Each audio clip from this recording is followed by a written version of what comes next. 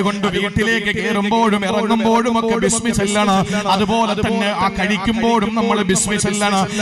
എന്ന് പറഞ്ഞാൽ അള്ളാഹുവിനോട് കാവൽ തേടിയിട്ട് അള്ളാന്റെ നാമങ്ങൾ പറഞ്ഞുകൊണ്ടേ ഇരിക്കലല്ലാതെ പിശാചിനെ ഒഴിവാക്കാൻ വേറെ നിർവാഹമൊന്നുമില്ലെന്ന് അള്ളാന്റെ വിശുദ്ധമായ ഖുർആൻ. അതുകൊണ്ടാണ് നമ്മൾ ഏത് സമയത്തും പറയുന്നത് അഊദു ബില്ലാഹി മിനശ് ശൈത്വാനിർ റജീം. എന്ത് വസ്വാസ് വന്നാലും അങ്ങനെ ചൊല്ലിക്കോ. വീട്ടിലേക്ക് കയറി നമ്മൾ വീട്ടിൽ ചെല്ലുമ്പോൾ വയല് കഴിഞ്ഞ് വീട്ടിൽ പോകുമ്പോൾ അവിടെ ശൈത്താനുണ്ട്. ഞാൻ ആ ഭാഗം അവസാനിപ്പിക്കാൻ. വീട്ടിനകത്ത് ശൈത്താനുണ്ട്. നമ്മൾ കയറുമ്പോൾ എന്ത് പറഞ്ഞ് കയറണം? ബിസ്മില്ലാഹിർ റഹ്മാനിർ റഹീം. അല്ലാഹുവിന്റെ റസൂൽ സല്ലല്ലാഹു അലൈഹി വസല്ലം പറയുന്നു, ഇദാ ദഖല റജുലു ബൈതഹു ഫദക്കറല്ലാഹ ഇൻദ ദുഖൂലിഹി വഇൻദ തഹാമിഹി വഇൻദ തആമിഹി. കയറുമ്പോഴും കഴിക്കാൻ നേരത്തും നിങ്ങൾ അല്ലാഹുവിനെ ഓർത്തുകൊണ്ട് ബിസ്മി ചൊല്ലി കഴിഞ്ഞാൽ ശൈത്താൻ അവിടെ കൂടിയിരിക്കുന്ന മറ്റ്